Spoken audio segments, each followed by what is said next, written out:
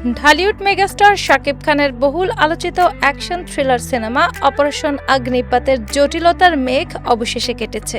অস্ট্রেলিয়ার প্রথম ধাপের ধারণ ও টিজার প্রকাশের পর একসময় চলচ্চিত্র প্রেমীদের মধ্যে ব্যাপক উন্মাদনা সৃষ্টি করেছিল এই ছবি। তবে নানা অভ্যন্তরীণ টানাপোড়েন ও জটিলতায় হঠাৎ করেই এর পুরো নির্মাণ কাজ দীর্ঘ সময়ের জন্য স্থবির হয়ে পড়েছিল।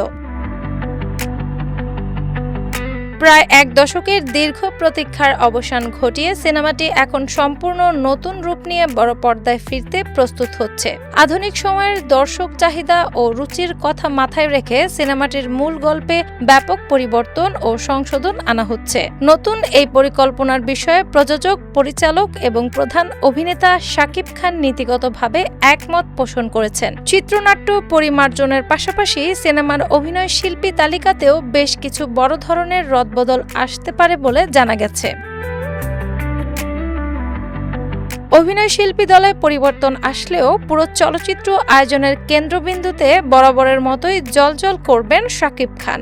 আগামী বছর থেকেই ছবিটির বাকি অংশের মূল দৃশ্যধারণ নতুন উদ্যমে শুরু করার সুনির্দিষ্ট পরিকল্পনা নিয়েছে নির্মাণ দল। সবকিছু ঠিক থাকলে 2027 সালের ঈদের বাইরে কোনো একটি সুবিধাজনক সময়ে এটি প্রেক্ষাগৃহে মুক্তি দেওয়া হবে। ভার্টেক্স মিডিয়ার ব্যানারে প্রযোজক জানে আলমের প্রযোজনায় নির্মিতব্য এই অ্যাকশনধর্মী ছবিটির পরিচালনায় থাকছেন আশিকুর রহমান।